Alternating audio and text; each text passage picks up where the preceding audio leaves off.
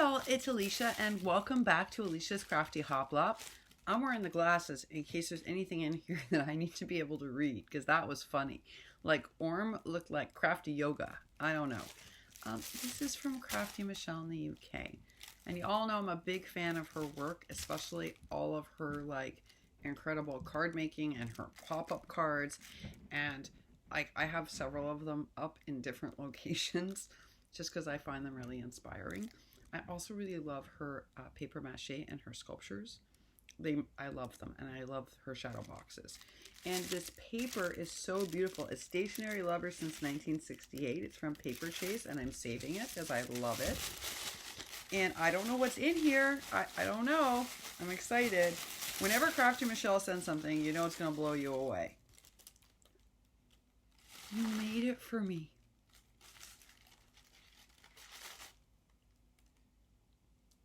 I'm sorry, I'm not even sharing it with y'all. Okay, this is like so special for me and for so many reasons. So, oh my gosh, look how beautiful this is. I have to. So, Michelle's been working on mixed media like I've been working on mixed media. And you know what's tricky about that? Michelle's a really talented artist. So, I was excited because she was saying when she saw some of the stuff I've been working on, that she too has been sort of dipping her toe into the mixed media, and then she had to especially order this stamp. So I don't know if y'all saw her video on this, but I was mesmerized. Or when I get to touch it now, you see, Michelle, it makes such a difference because now I can feel the texture. Sorry. Okay, so here's the thing.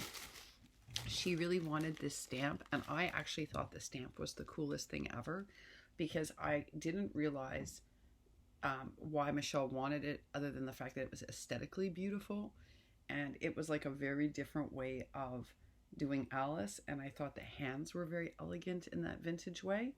But then Michelle explained that not only was the stamp special for exactly the reason I just said, the hands, and it's a unique take on Alice because it's got a very different take, which is amazing. But it's that the arm is actually separate. So it's got that kind of puppet feeling, which you really can see now when you look at it. What blows me away, Michelle, and I have to say you don't see this on the video so much, is like the incredible detailing on the fan. Like the fan, folks, is so beautifully shaded. It's unbelievable what Michelle has done. And Michelle is explaining, and it is a lot of work. I want to explain this to you. So I'm in love with this kind of making. I now know this about myself. I didn't realize that until recently. So like even now when I do things that are Maggie, it's really hard for me. I'm working on something right now for someone that's clean, and it's difficult because this is really my passion. My passion is like where art, visual art intersects paper crafting. So when Michelle was doing this, she was really working with texturizing paste, which I've also been learning to work with. And I believe she used a stencil to create this incredible patterning that not only goes all the way around, but is all in the interior. What this gives you, I mean, even on my camera, you can appreciate the magic, but in person, folks, this is incredible. And again, it's all the fine detail shading, right? So I'm just learning how to use Finnabair waxes. The first few things I made, I wasn't as successful as I would have liked to have been. I understand how to shade, but it's a whole different ballgame when you've built up texturized paste like this. And so like what Michelle did was she actually got it to work. So there's like a highlighting of copper. There's like a deepening of like a russet. Then there's like a beautiful peacock undertone. There's glints of silver. It's very, it says nurture your inner child. This is very magical. Like it feels very magical when you look at it because of all the highlights of color. It's got that sort of, remember I was saying to you the other day when I was working on that Alice flat mouth folder? Okay. I was going for this kind of highlight, but I didn't quite realize it. And that's for two reasons. Part of the reason is I only have 2 colors in the wax. They're kind of pricey and I got them on sale. And in order to achieve this, like Michelle's got like 4 colors working here, and you sort of need them for it to have this natural beauty. But Michelle also has fine art training. So she knows when to deepen tone and opacity and when to lighten it up. And I have to say that I know she said this was a ton of work, and it is, and you can see it, but the result is unbelievable. Like I when I look at this is aspirational for me. I love all the shading on her face. I love the detail that you put in there. It's so beautiful. I love the shading on her bottom half of her stomach. I just love everything about it. I love how you did the text of nurture your inner child and you stained it in it. I love everything about this, but I think the fan and the way that you colored and toned in the fan, and then just a little bit of the seashell, like how you did this color toning is magical. Look at this, y'all. This is where, like, you know, it's funny. Sheila, Country Girl, first asked today, what sets your heart on fire? And I said, well, you know, my husband sets my heart on fire. Making anything sets my heart on fire. But if you ask me in paper crafting, what sets my heart on fire? This like intersection between art and crafting. Like, I love it. I love it so much. This is beautiful. Thank you so much. Like, when I saw you make this, I was so excited. I was like so excited, and Michelle said she didn't want to do a tutorial for the first one, but maybe she will for the next one. And I understand that, because I don't know what you experienced, Michelle, but some of the highlighting is really difficult, guys, and you have to leave it and come back and leave it and come back. So it's hard to do it in one video unless you're just an expert at Premiere and you can edit the heck out of your videos. But it's even more spectacular in person. My camera's not going to do it justice. Michelle's setup is a little bit better and did it slightly better justice. There you go. But really, you have to hold it, because there's also something to be said for the gorgeous texture of it, you know?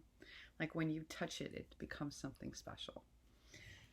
I cannot believe that I can't believe you sent it. I cannot believe it. And then look at this giant envelope. You know, I'm saving this to make this a loaded envelope for somebody, because this is like the world's biggest envelope ever. And it oh guys, hold up the horses here. Oh, see, this is what I mean. And it looks like she's coming out of the card. Oh guys, this is aspirational. Okay. So why am I swooning right now? When you see this in real life, it looks like the girl is walking towards you. She actually looks like she's coming out of the card. And Michelle's achieved that. It's a trick of optics. And in art, there's a technique for this. But how Michelle's achieved it, and it's not propped up on foam dots. It's flat. It's flat. But look at that. See? It has that effect even though it's flat. So how did Michelle get that effect? Well, first of all, she knew that was going to be the focal point. So when I'm teaching at school, today I was teaching something related to this. And you want it to be the focal point. So what Michelle's very smartly done is she has etched it and shaded it in the tones. Do you see how that's come out there? And again here on the sides. And she's created this sort of natural halo outline. But it's very subtle. But look how it makes it look like the girl is walking towards you. Oh. And what I'm so in love with is that the top is separate from the skirt. Michelle has invented the skirt, then attached a different patterning to that. Oh, and then of course we have the torn bits in the back, then the other torn bits, and it's all on this amazing embossed. This makes the difference, Michelle. You just showed me something that I need to work on, because I've been doing all this mixed media, and I have been doing all the backgrounds myself. And if you take a look even at those simple Easter cards that I made, and I'm now finished and I'm packaging up to send off, even with that, it doesn't have this kind of energy. And what by energy, I mean artistic energy. But this one does because of the embossing. And then, Michelle, you did it again. You highlight it. So here, this is also a tremendous amount of work, but I want you to see it up close. It makes the difference. That's the difference, Michelle. Look at it. That's the difference. It's unbelievable. So again, we have the shading in all of these beautiful tones like gold and a little bit of like this iridescent white pearlescent silver with pinks, and then a deeper pink and violets and purples.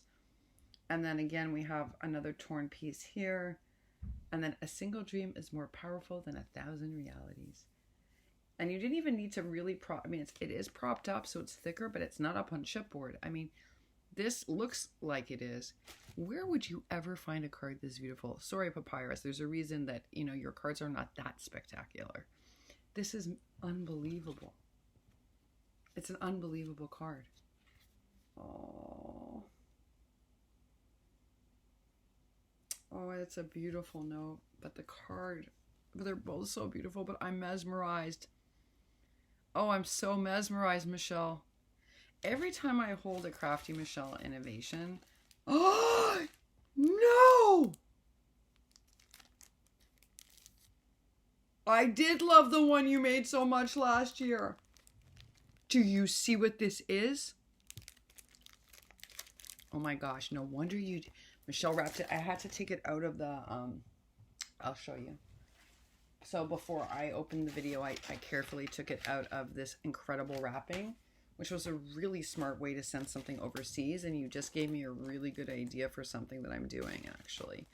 But oh my gosh, I'm going to shake because, like, you don't understand. You know, well, maybe you guys do.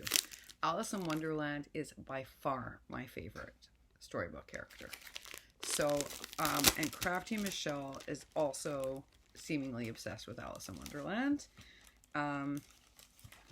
And, oh, I'm so scared to move it. I'm so scared to move it. Okay, so did you all see this when she created this? Oh, look at it. Oh, and you know, she makes it look so seamless, like this is so easy. Can I just say that there is nothing easy about this? I know Michelle will say, Alicia, it's not that hard to make. Yes, it is. Yes, it is to make it look like this. Oh my gosh, guys. I mean, where do I even begin with this? With the hand coloring? Do I begin there? Do I begin with all these amazing details propped up on foam dots and chipboard? Do we talk about, like, thickening up all of the pieces so that they're big and thick, like they feel like chipboard, and they're dimensional? Do I talk about perspective and how this works flawlessly? Do I mention that it's hand built in? You know, it's funny. I have a true confession. I was so excited by this. I ordered a die that supposedly creates the pieces for the inside. Michelle, don't laugh at me. I did. I ordered the die. And can I tell you that the die came this big and it only makes miniatures? And I was like, serves you right for not trusting yourself to make the enclosure yourself. So that's my lesson, is that I have to see these pieces. That's what the die was supposed to create, only they're this big. Oh, it is so amazing. I don't even know. And see how it lays flat when you mail it? Look. It's magic. Oh my gosh, that's going right up on my board. I'm sorry, I'm not even focused. I have to be honest. I should just stop the video just so that I can gawk at it, because it's the hand coloring, it's the layering up of, like, this is all Michelle's layered up all the pieces in the ephemera. It's the teacup, it's the peekaboo leaves, it's all of this shading. Oh, it's even more magical in person, if such a thing is possible. Oh, there's a reason I say that Crafty Michelle is such an artful maker, right? Like, this is the same woman who can make this, made this epically beautiful card. And then, this is going up in my room. In fact, it actually may go up even in here. I love it that much. Like, this is someone who can make anything, right? Look at these pieces. I mean, for me, they take my breath away. Thank you so much. First of all, thank you for the lessons in this, right? Because this is what I'm trying to do. And I'll be honest, the texturizing paste, I've tried a couple of different types. It's not that easy to work with control. You know, I'm getting better at it. But yours are beautiful. Now, I'm not using stenciling. I'm free creating using special tools. But still, like, I'm not getting this kind of dimension. It's so beautiful. And your shading is just, oh. I mean, it's evident in that piece and it's evident in this piece. So thank you for not only gifting me with beautiful things, but for teaching me via these gifts how to make better. Folks, I say it all the time. I mean, I really think that Stamperia should actually contact Crafty Michelle. I think she should be a designer for Stamperia. I do. They create some of the nicest. They create the 2 finest Alice pads. And I don't know why she's not designing for them with projects like this. I don't know why. So Stamperia, if you're listening, you want to reach out to Crafty Michelle, because this is what she can do with your paper. This is what she's capable of making. Thank you so much for blessing me with this. Thank you, and thank you. Oh, wow, do I ever feel very fortunate. Folks, that is a great place for me to end today. I don't think I could feel any more blessed right now. Thank you so much to you, Michelle, for sending me this and blessing me with this. All right, y'all, please leave Crafty Michelle some serious love. This is art making at its finest. Wow. Bye, y'all.